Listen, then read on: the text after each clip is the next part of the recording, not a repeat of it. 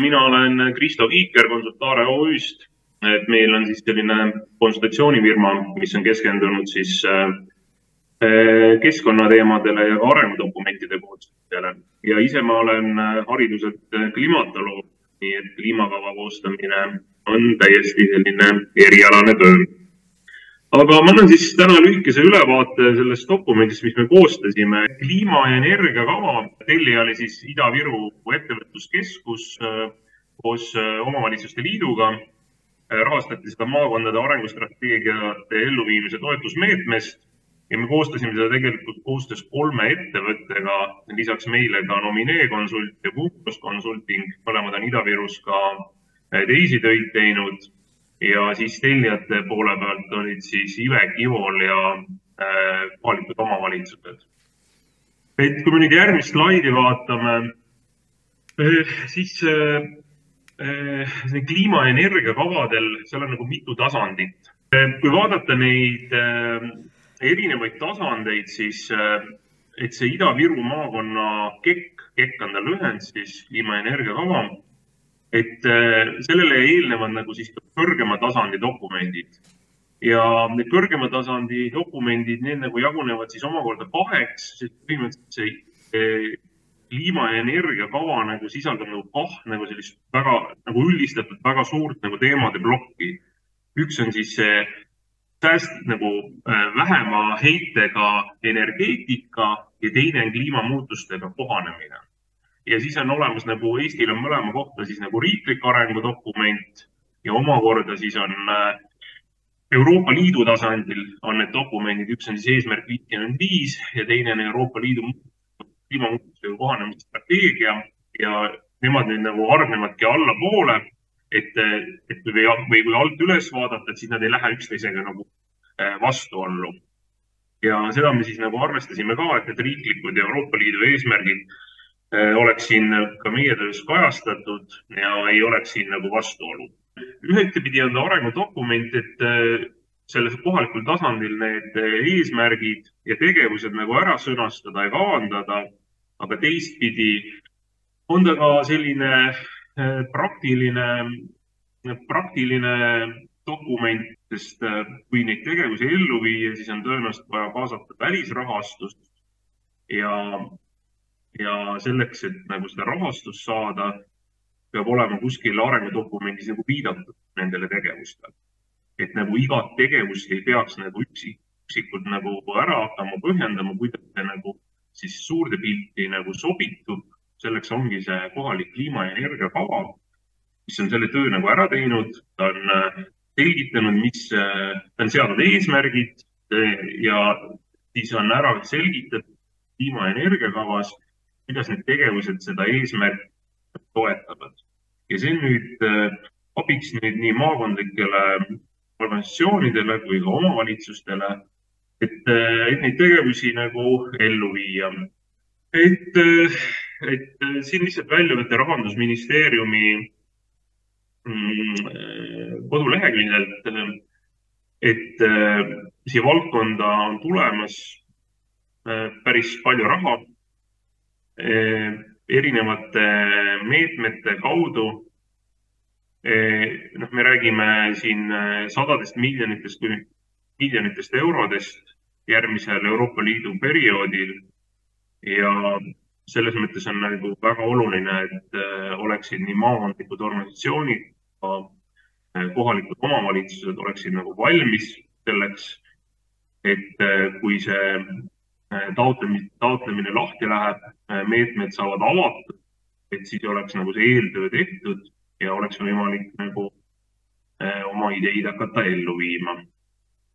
Aga võtame nüüd järgmise slaidi, et siin on nüüd lühidalt need teemad, mida me nagu analüüsisime selles Ida-Virumaa KEK-is. Põhimõtteliselt on nagu 2 suurt teemade plokki, üks on siis kasvuhoonegaaside heide, et kuidas nagu, mida saame meie teha, et kasvuhoonegaaside heide oleks väiksem. Ja teine suur teemade plokk on see, kuidas kliimamuutustega kohaneda. Me täna nagu lõpetaksime ära maailmas nagu selline ulmeolukord, et me juurde ei emiteeriks enam CO2, siis kohaneda tuleb meil ikka, sest kliimamuutuste protsess juba käib inertsilt väga pikka aega edasi. Ja see on selline asi, et see muutustega kohanemine, et see ei ole nii, et poole aastaga me kohaneme ära ja siis me oleme valmis, see on pidev protsess, see on nagu elukestev õpe põhimõtteliselt. Et kliimamuutused tegelikult kestavad aastakümneid, võib-olla isegi olla. Ja selle kliimamuutuste perioodi jooksul tuleb tõenäoliselt neid kohanemisvalikuid ka vahetada, sest me saame sellest pidevalt nagu rohkem teada ja uute nagu teadmiste ja olukorra järgi tuleks ennast nagu siis kohandada. Aga lühidalt jah, KHG osas siis esime läbi järgmised teemad nagu energeetika, elektrienergia, soodvarustus, hoonefond, siis rõhutab hovihoonetele ja elamutele, transport ja liikuvus, tööstus, põllumajandus, maakasutus, metsandus, jäätmemajandus ja kohanemise poole pealt siis ettevõtluse kohanemine, asustuse taristu, transpordi kohanemine, inimeste kohanemine ja looduskeskkonna kohanemine. Ja meil nagu see struktuur ongi nüüd üles ehitatud niimoodi, et meil on seatud 2 suurt eesmärki selle arengudokumendiga ja need eesmärgid siis omakorda jagunevad meetmeteks ja meetmete all on siis omakorda tegevus. Ja nii nagu arengukavadel ikka on siis nagu see tegevuskava või tegevuste tabel, mis siis nagu on selle dokumendi lisa ja see on nüüd selline pidevas muutumises olev osa sellest dokumendist. Seda saab siis vastavalt nagu vajadustele ja võimalustele nagu muuta.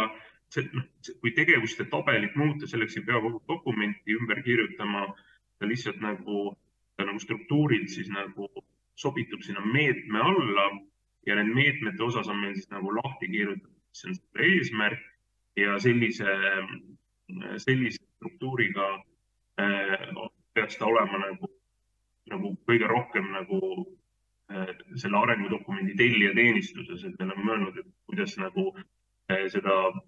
nagu siis tellijal ehk siis Ivonile ja Ivekil oleks seda asja nagu võimalik tulevikus töös hoida ja see oleks nagu praktiline tööriist neile ja siis meie pakkusime välja sellise struktuuri, et niimoodi see nagu väikese vaevaga ja samas täidaks oma eesmärke. Aga ma hakkangi jõudma oma ettekandele lõpupoole, eelviimane slaid võib ette panna. Et see on siis tegevuste näited, et seda ma rääkisin ka meetmete all lühidalt, hooned ja taristu, näiteks hoonete rekonstrueerimise alane pilootprojekt või üks idee, mis välja käidi, et innustada kortermaju selle teemaga kaasa minema. Taastuvenergia alalt näiteks näitena energiaühistute loomine, mis võiks siin toimida. Säästvate liikumisviiside ala maakonna üleste jalgrattateede kitsaskohtade ehitamine lahendamine ja näiteks ringmajanduse alal on üks tegevuse näide, näiteks uuring biojäätmete lokaalsete käitlemise võimekuseks. Et need on nüüd need tegevused, neid on terve tabel, neid saab muuta. Ja see on nüüd selline muutuv osa.